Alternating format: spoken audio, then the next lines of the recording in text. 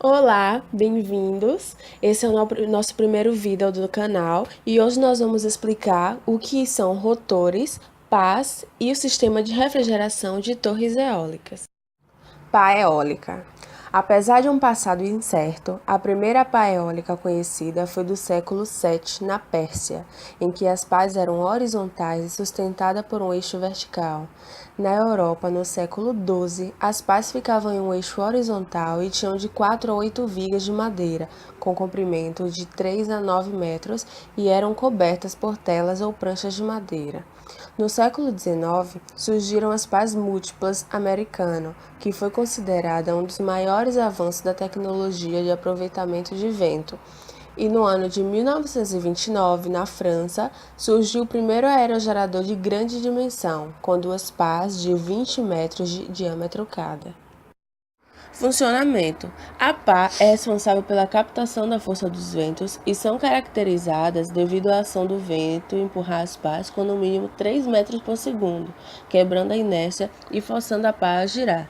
Esclarecendo: o vento literalmente empurra as pás com sua força, fazendo com que elas girem e assim começa todo o processo de transformação de energia até chegar na energia elétrica.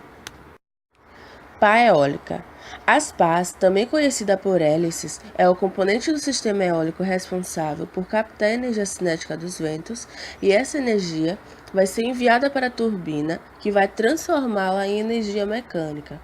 Por este motivo, sua configuração influencia diretamente no rendimento global do sistema, sendo o componente mais característico de um sistema eólico.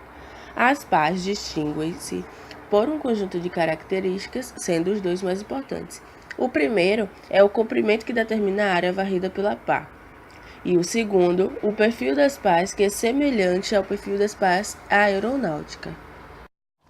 Curiosidade: a pá eólica é a junção de dois nomes totalmente distintos, tendo em vista que a pá, basicamente, é um utensílio que consiste numa lâmina larga e a palavra eólica vem de éolo.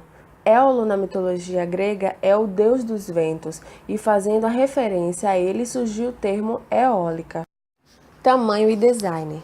Com seu design com os mesmos princípios de hélices de avião, a pá eólica varia em seu tamanho. Ela basicamente depende do tamanho da torre em que vai ser instalada. Os tamanhos normalmente variam entre 55 metros, 60 metros ou mais. A maior pá eólica já construída se chama AD 880, de uma empresa alemã chamada Edorn. Ela possui 180 metros de diâmetro do rotor. E de grosso modo, quanto mais longa a pá, maior o contato com os ventos mais fortes e persistentes que ficam mais alto na atmosfera, com a capacidade nominal de 8 megawatts de potência. Veja o exemplo da pá eólica comum e da AD 880. E observem a diferença entre elas. Agora nós vamos falar sobre rotores. O que é um rotor? É um componente que efetua a transformação da energia cinética dos ventos em energia mecânica de rotação. No rotor são fixadas as pás da turbina. Todo o conjunto é conectado a um eixo que transmite a rotação das pás para o gerador, que muitas vezes é através de uma caixa multiplicadora. Se o eixo do rotor for posicionado horizontal ou verticalmente, teremos um rotor de eixo horizontal, que temos, por exemplo, o rotor hélice, ou um rotor de eixo vertical, como exemplo, o rotor Savonius. Rotor de eixo horizontal. Rotores de eixo horizontal são movidos por forças aerodinâmicas chamadas de forças de Liffe e forças de drag. Um corpo que obstrui o movimento do vento sofre a ação de forças perpendiculares ao fluxo do vento relativo, que é chamado de forças de Liffe, e de forças paralelas ao fluxo de vento relativo, que são chamadas de forças de drag, que é de arraste. Ambas são proporcionais ao quadrado da velocidade relativa do vento. Adicionalmente, forças de Liffe dependem fortemente da geometria do corpo e do ângulo entre a velocidade relativa do vento e o eixo do corpo, dito ângulo de ataque. Os rotores que giram predominantemente sob forças de Liffe permitem liberar muito mais potência do que aqueles que giram sob o efeito de forças de drag para uma mesma velocidade do vento. Os sistemas com eixo horizontal perpendicular ao fluxo do vento, por um lado, são movidos predominantemente por forças de Liffe e devem ser montados sobre uma gávea giratória provida de movimento em torno do eixo vertical, yaw, para que o disco varrido pelas pás esteja sempre em posição perpendicular ao vento. Quanto à sua posição relativa à torre, o disco varrido pelas pás pode estar ajusante do vento, que é downwind rotors, ou a montante do vento, que é upwind rotors. Uma razão para localizar o rotor ajusante do vento é que esse arranjo facilita a conicidade do rotor. O ângulo de conicidade é vantajoso por aliviar as tensões na raiz da pá, equilibrando parcialmente os momentos devido às forças centrífugas. A desvantagem de localizar o rotor ajusante do vento é que as pás sofrem carregamento cíclico, que são causadores de fadiga, quando elas passam pela sombra aerodinâmica. Apesar desse efeito poder ser minimizado com o emprego das torres mais esbeltas ou afastando as pás da torre com ângulo de conicidade. A localização do rotor à montante da torre reduz o efeito de interferência cíclica da esteira, que são sombras, da torre nas pás para um nível mínimo de altitude. Entretanto, o rotor assim deve ser sem articulações e posicionado bem adiante da torre, mesmo sob condições extremas de velocidade de vento.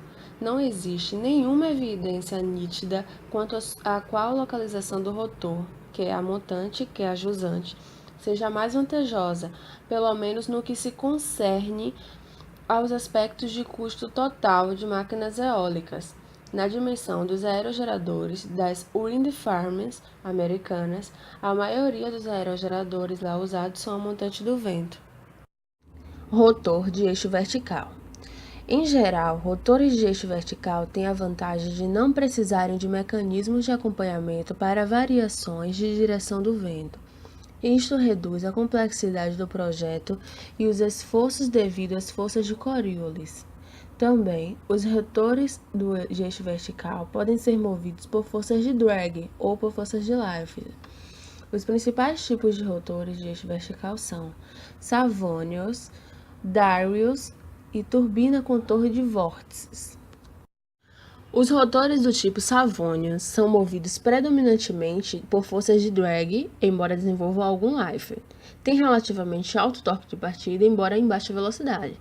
Sua eficiência é baixa. Seu rendimento mecânico máximo pode atingir 31%.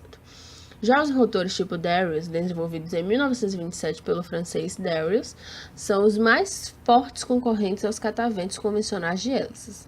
São movidos por forças de lift, constituem-se de lâminas, 2 ou 3, curvas de perfil aerodinâmico atadas pelas duas pontas ao eixo vertical. Em rotação, suas lâminas são curvadas por força centrífuga até um diâmetro aproximadamente igual à distância entre as pontas, assumindo a forma de uma catenária. Podem atingir alta velocidade, mas o torque de partida é aproximadamente nulo. Várias configurações podem ser concebidas. Estes rotores podem ser combinados a outros rotores para aumentar o torque de partida. Sua eficiência é alta, quase comparável aos tipos convencionais de cataventos.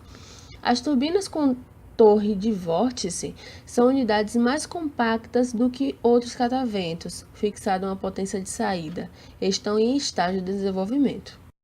Bom, já que vocês já aprenderam sobre o que são rotores e para que servem e as pás e a história das pás, agora nós vamos falar sobre refrigeração. O que é refrigeração? Refrigeração é a ação de resfriar determinado ambiente de forma controlada, tanto para viabilizar processos, processar e conservar produtos, ou efetuar climatização para conforto térmico. Não se deve confundir refrigeração com esfriamento. Se o corpo quente toma a temperatura do ambiente, ele se encontra. Isso é considerado como esfriamento.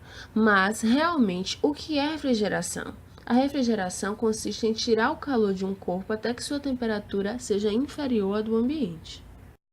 Mas, por que as torres eólicas precisam de refrigeração? As torres eólicas, por realizarem muito trabalho e estarem expostas em diferentes climas e temperaturas, ela corre o risco de danificar o seu sistema de geração energética, pois, se a temperatura elevar demais, corre o risco de pegar fogo. Além de que, não só refrigeram as torres eólicas, como também lubrificam. Os componentes necessários para a refrigeração das torres são água, óleo e o próprio ar. Bom, esse foi o nosso vídeo sobre o processo de funcionamento das pás, rotor e o sistema de refrigeração. Se inscreva no nosso canal que em breve terá mais novidades sobre energia renovável. Obrigada!